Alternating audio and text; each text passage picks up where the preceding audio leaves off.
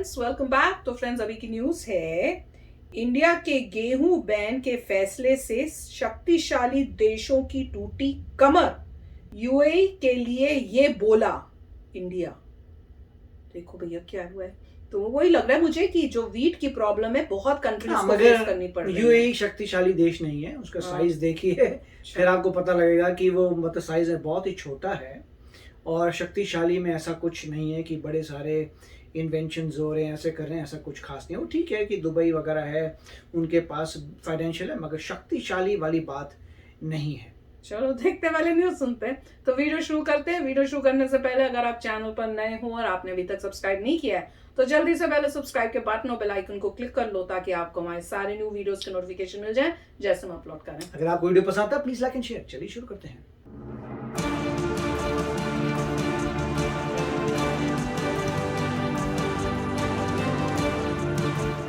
रूस यूक्रेन युद्ध के बाद से गेहूं की कमी से जूझ रही दुनिया को उस वक्त और बड़ा झटका लग गया जब 14 मई को भारत सरकार की तरफ से गेहूं निर्यात पर प्रतिबंधों का ऐलान किया गया। भारत में हीट वेव के कारण गेहूं उत्पादन कम होने की आशंका है, जिससे घरेलू बाजार में कीमतें बढ़ गई हैं। इसे देखते हुए भारत ने गेहूं निर्यात पर प्रतिबंध लगा दिया। भारतीय गेहूं का प्रमुख खरीदार संयुक्त अरब अमीरात भी इस प्रतिबंध से परेशान हो उठा है, क्योंकि देश में आटे की कीमतों में भारी बढ़ोतरी हो रही है।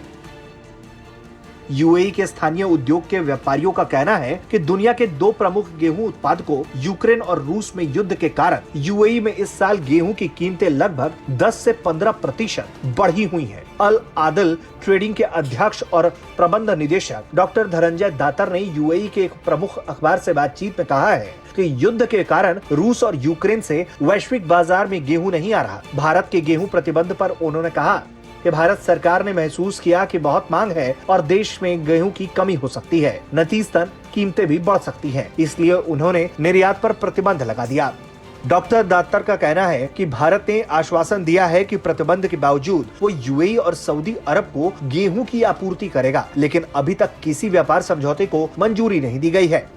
उन्होंने कहा है कि मुझे 3-4 महीने पहले पता चला था कि गेहूं पर प्रतिबंध हो सकता है, इसलिए हमने सुनिश्चित किया कि हमारे पास अगले 8 से 9 महीने के लिए गेहूं के पर्याप्त भंडार हों। इधर भारत के वाणिज्य और उद्योग मंत्री पीयूष गोयल ने वर्ल्ड इकोनॉमिक फोरम में कहा है कि भारत सरकार से जो सरकारें गेहूं खरीद के लिए अनुरोध करेंगी, वहां खाद्य सुरक्षा सुनिश्चित करने के लिए सरकार गेहूं उपलब्ध करवाएगी।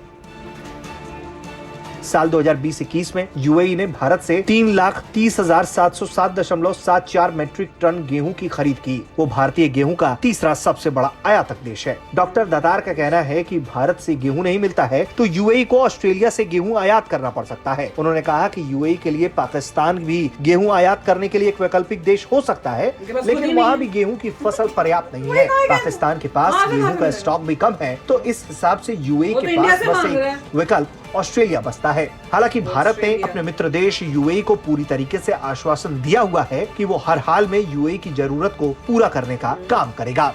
ब्यूरो रिपोर्ट, भारत तक। तो फ्रेंड्स, मुझे तो लग रहा है ये गेहूं की प्रॉब्लम और बढ़ेगी अभी जब तक ये वॉर खत्म नहीं होती। मुझे अब घबराहट हो रही है भैया हमारे यहाँ ना प्रॉब्लम हो जाए, क्योंकि जिस तरह से न्यूज आ रही है कंट्रीज जो है अलग अलग उनको फेस करनी पड़ रही हैं, तो वो पता नहीं। पर एक बहुत अच्छी बात है कि इंडिया ने ये कहा कि हम आपको चाहे प्रतिबंध हो ना हो, आपको जो है पूरी कोशिश करके आपका जो है वो करेंगे। तो अगर इंडिया ने कहा है तो इंडिया करेगा, वो तो मुझे पता है कि हमारे तो वो है कि भाई अगर बोला है तो हम करेंगे। ऐसे नहीं है कि मुकर जाएंगे और फिर बोलेंगे नहीं हम नहीं कर रहे हैं। पर एक इसमें जो अमेजिंग बात मैंने जब सुनी, मैंने कहा अच्छा, उन्होंने कहा कि उनको 3 से 4 महीने पहले ही पता था कि ऐसा कुछ होने वाला है। तो पहले से ही उन्होंने ये प्रिडिक्ट किया हुआ था, या यहाँ से इंडिया से उन्होंने किसी ने उनको इन्फॉर्म पहले से ही कर दिया होगा कि ऐसी प्रॉब्लम होने वाली है, तो आप पहले अवेयर रहो। गवर्नमेंट के ही किसी ने की, उनके रिप्रेजेंटेटिव ने बताया होगा, ताकि उनको पहले ही बता दें कि ऐसी प्रॉब्लम हो सकती है, तो आप कुछ और अरेंजमेंट तब तक कर लो ताकि रिलेशनशिप्स खराब ना हो बिटवीन कंट्रीज। तो वो कह रहे हैं कि हमको पहले से ही था इसका, तो हमने 8 महीने की जो है पहले से इनफ वो रखा हुआ है कि यहाँ पे प्रॉब्लम ना हो। और आज पता चल रहा है इस न्यूज से कि भाई प्रॉब्लम बेसिकली ये थी कि कहीं इंडिया में ही ना गेहूं का दाम बढ़ जाए उस वजह से जो है गवर्नमेंट ने कहा कि हमारे अपने लोगों को प्रॉब्लम नहीं होनी चाहिए, इसलिए हम जो है अभी गेहूं को जो है वो नहीं भेजेंगे, हम उसको भी रोक रहे हैं। तो भाई ठीक है, वो तो हम पहले से और जब आ रहा था न्यूज की एक्सपोर्ट करें, मैंने फर्स्ट थिंग यही बोली थी, भैया पहले अपने लिए संभाल के रख लो, कहीं बाद में एकदम से पता चले कोई प्रॉब्लम हो रही है। तो वही मतलब बहुत सोच समझ के सब किया जा रहा है कि प्रॉब्लम हो रही है, अनफॉर्चुनेटली हीट वेव की वजह से हुआ है। तो इसलिए ऑब्वियसली फिर क्या कर सकती है, हम इंडिया कुछ कर थोड़ी कोई सकता है। अब अपने लोगों का तो सोचेंगे ना, फिर उसके बाद आपको भेजेंगे। पर इंडिया ने अच्छा बताया, ये नहीं कहा कि हम भेजेंगे, नहीं कहा कि हम जहां जहां हमने बोला आपको भेजेंगे वो हम करेंगे। राइट, देखिए ऐसा है कि यूएई काफी अमीर देश है, बहुत पैसा है उसके पास, तो फर्क नहीं पड़ता ऑस्ट्रेलिया से लेना ऑस्ट्रेलिया से ले लो। प्रॉब्लम आएगी गरीब देशों को, गरीब देश जिनका पैसा नहीं है, जो इंडिया पे डिपेंड करते थे अच्छी वीट के लिए, अब उनको प्रॉब्लम आएगी कि कहाँ से खरीदें भैया, ऑस्ट्रेलिया महंगा है, राइट। तो इसलिए मेरे ख्याल से यूएई की तो प्रॉब्लम नहीं आनी चाहिए, क्योंकि अमीर देश है वो। और अगर आप वाकई गए हैं मिडल ईस्ट में, तो आपने ऑब्जर्व की होगी चीज़ें कि कितने अमीर हैं, राइट। मतलब एक बंदा जो है, जैसे मैं जब गया था, एक बंदा जो है मोटरसाइकिल में आ रहा है, वो अखबारें फेंकने वाला था, मोटरसाइकिल से आ रहा है, मोटरसाइकिल उतर रहा है, मोटरसाइकिल चल रही है, और वो मोटरसाइकिल छोड़ के चलती है, मोटरसाइकिल छोड़ के गया है और वहाँ पे जाके अपनी न्यूज़पेपर फेंक फूक के आ रहा है। उसने मोटरसाइकिल बंद नहीं की कि भाई गैस खत्म हो जाएगी, क्यों? क्योंकि उस पेट्रोल की कीमत जो थी वो पानी से भी सस्ती थी। अरे वो कि आप बोतल का पानी लेते हैं, उससे भी सस्ता पेट्रोल है, तो चलने दो। वो उस समय की बात है, काफी समय हो गया, 20 साल मेरे ख्याल से। अभी भी ऐसी कोई बात नहीं, उनके पास तंगी नहीं है पेट्रोल की, तो काफी अमीर अभी भी पानी से सस्ता है क्या वहाँ पर?